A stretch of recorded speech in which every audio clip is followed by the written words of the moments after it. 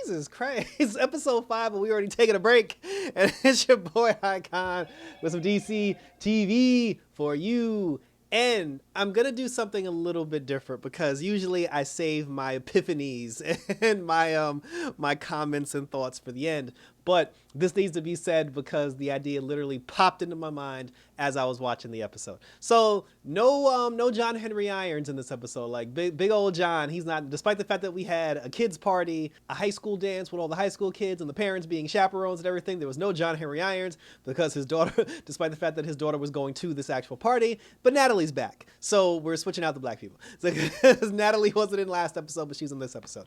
Now the boy that she met when she went to Metropolis, he hit up Sarah on social media and Sarah convinced him to come down to the farm so they can see each other again because he never got her number from the party before. He comes down, she tells him about the dance, and then he ends up buying a suit and a tuxedo, and he goes to the dance with her. Now, the general the whole time, Grandpa General, he's been hanging out with Natalie this whole time. They've been riding motorcycles and scooters and three-wheelers and RVs and all this other stuff, and they've been bonding.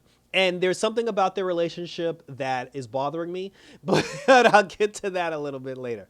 So then, this is where it hit me because when the boy showed up and he was talking to Natalie and they were having a conversation at the barn, that the general, he was looking outside the window and then he had said to Jordan, he was like, yo, who's this? He called him a joker. He was like, yo, who's this joker talking to Natalie? And I'm just like, okay, now all of a sudden we care. But he was just like, who's this joker talking to Natalie? And then Jordan was just like, it's some guy she met in Metropolis and then everything. And then he was just like, oh, it's just some random guy just happens to come down here and, find, Natalie. And now he wants to hang out with her, spend time with her. He's being very overprotective. And the entire time, and even later on, when the two of them had their conversation later on, the entire time I'm just like, coming from the general, I was just like, okay, this is a little off, but whatever.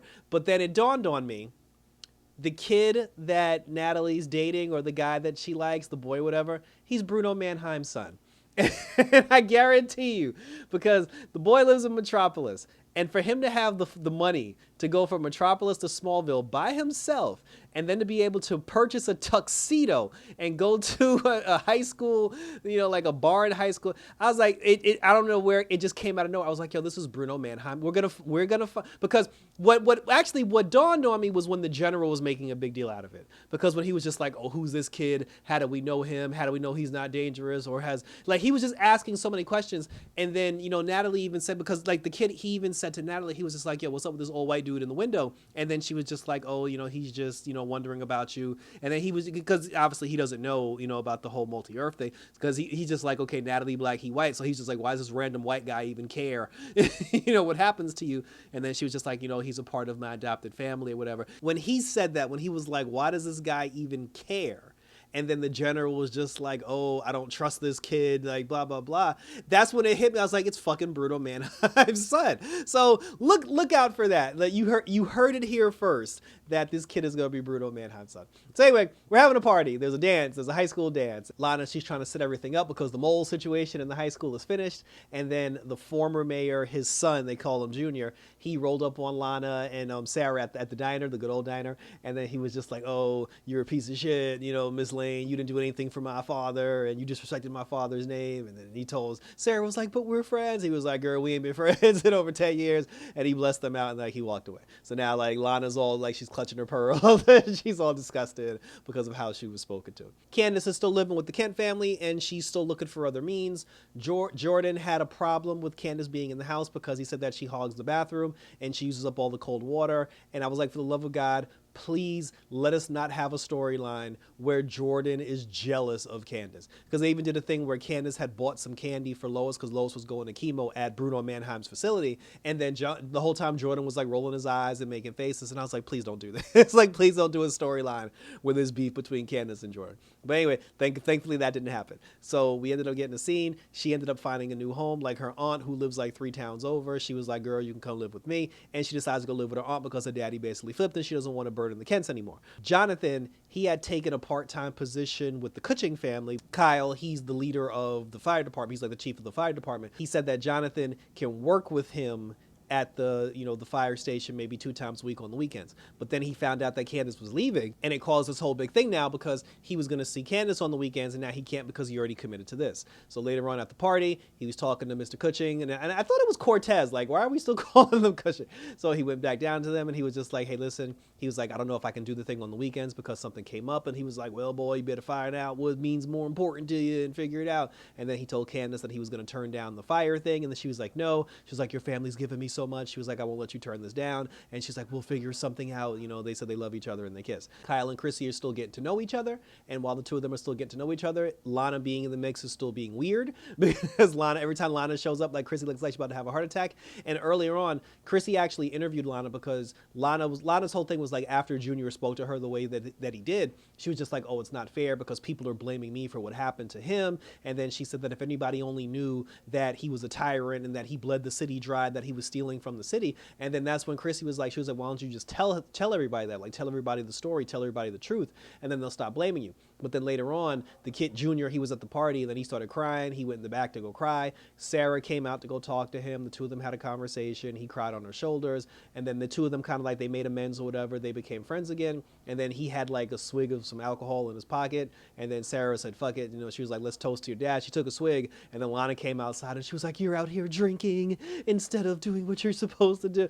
And then Sarah was just like, hold up. She was just like, I wasn't out here drinking. I took a sip. But she said, I came out here to talk to him because he was crying. And that didn't turn into something, thank goodness. But then Lana ended up going to Chrissy. And then she was just like, listen, she was like, I'm not going to do this because she said, if I tell everybody all the bad that he did, it's going to do more harm than good. And I was like, yeah, I agree with that because it's like the kid's already broken up over losing his dad. The last thing he needs to learn is that not only is he broken up over losing his dad, but his dad was a piece of shit to the town.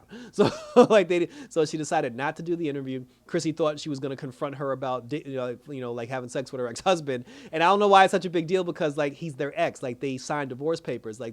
But they got to figure this whole thing out. Kuchin, him and Chrissy had sex again. And then eventually Lana gonna find out and then it's gonna turn into something. But they need to do something with this because the way like I feel bad for Chrissy. Like Chrissy acted like Chrissy's running around like a side piece and like it's actually nothing wrong with what she's doing. But something will come out of that a little bit later. While Natalie's dancing with the guy, the two of them are having fun or whatever. He tries to kiss her. She freaks out. She goes outside, and then the general, she called him grandpa. Good old grandpa, he comes outside. He's having a conversation with her. And then she was just like, listen, she's like, I built robots. She's like, I've saved the planet. Like I fought side by side with my dad. I'm a superhero. I have an iron suit. But she said, I've never had a boyfriend. I've never kissed a boy. So she said that the love aspect of how things work, she's like, I'm not really good at that. And this guy probably thinks I'm a total spaz because of how I just ran out of there when he tried to kiss me. And then the grandpa was just like, he was like, well, ever since my wife left me, he was like, I haven't dated either. And he said that love is hard and it's scary because she was like, why can't I do this? And he was like, because it's love, it's like, it's romance. Like it's scary. He said, but you're a strong kid and you can do it.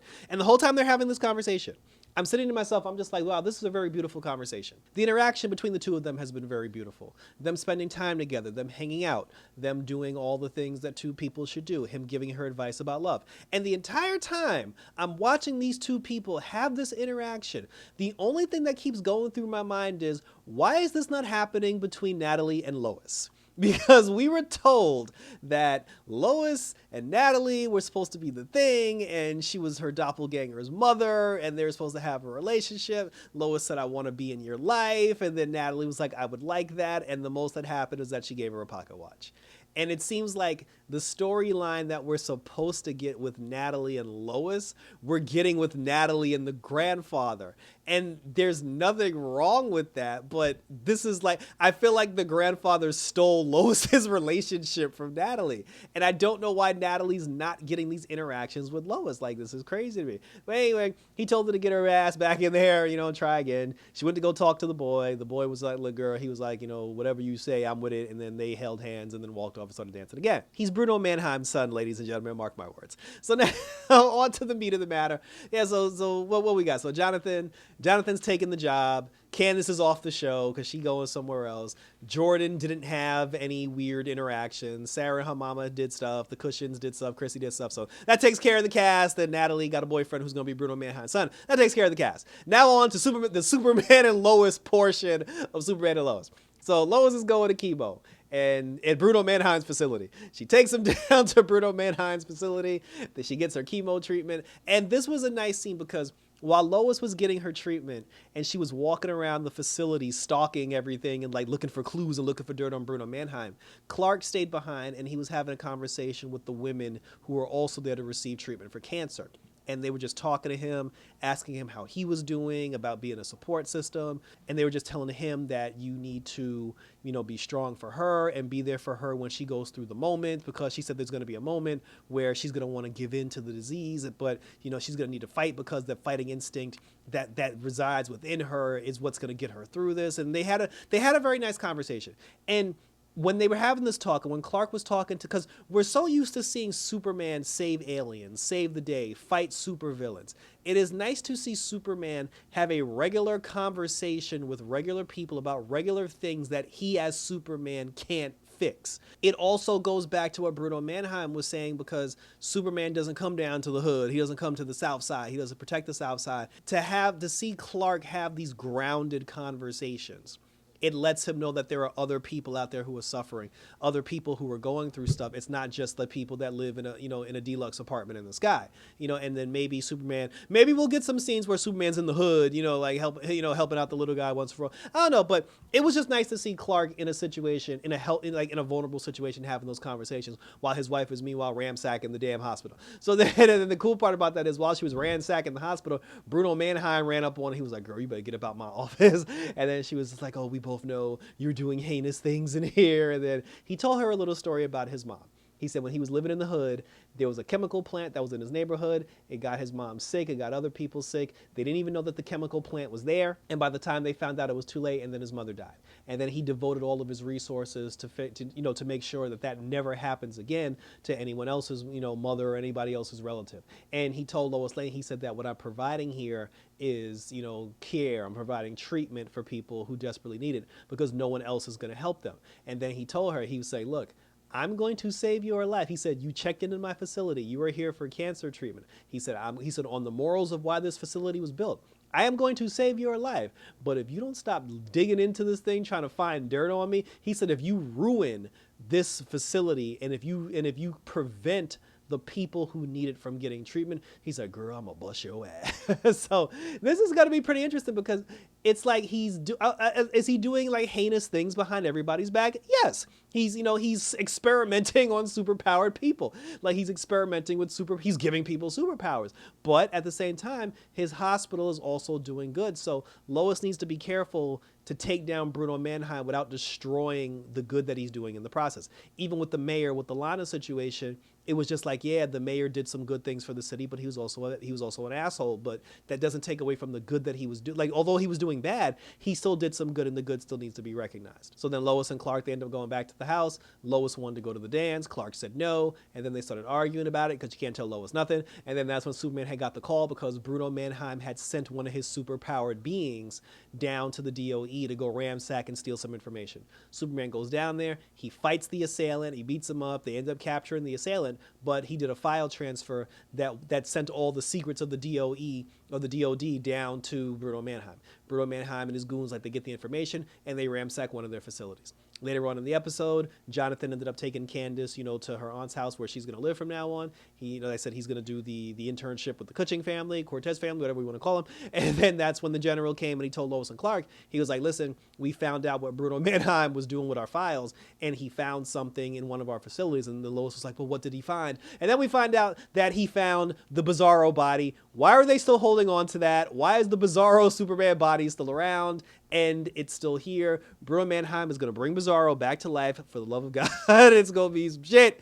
And I'm actually here for that. I'm excited for that. I'm excited to see what they're going to do with with his whole body. And it's some cool ass shit because they actually have Superman's blood. They have Clark's blood. So if they use Clark's blood to infuse it into the Bizarro to bring the Bizarro back, it's going to be some shit going down. And maybe Bruno Mannheim wants a super on his side, whatever. But that was it. And thank you for tuning in. So Superman and Lois continues to crush it. It continues to kill it. And we're not getting any episodes back until the 25th, which is when The Flash starts its final 5-episode crossover. I'm definitely here for that. I got Titans on the channel because Titans is back, bitches. Titans is back on the channel. Check that out. Leave a comment, like, and or subscribe. Subscribe to my YouTube channel if you haven't already. And also, like I said, leave a comment. Let me know what you thought about this particular episode of Superman and or Lois. What do you think about the storylines, the whole thing with Lois, sneaking around the thing? What do you think about Bruno Mannheim? Do you agree with me that this kid that Natalie dating is Bruno Mannheim's son, and where that's gonna go? Because I hope they don't kill this boy.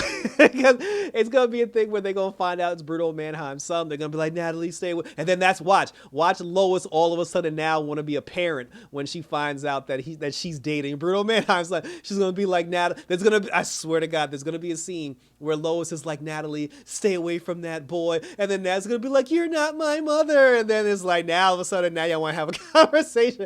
Let's share your questions and talk about it. Let's hit me up on Twitter and or Instagram, always on YouTube where you can share your questions. Like I said, Titans is on the channel. 2 episodes of Titans coming up, on my channel as well. I still got my Super Mario Brothers on the channel. Check out some other stuff. My new logos, all my new stuff's coming up on the channel. Good things are working, good things are coming, and we're gonna be here for it. So thanks for tuning in, guys. So until the 25th, up and away, and we'll be back on the 25th with Superman and Lois. Until then, I love this.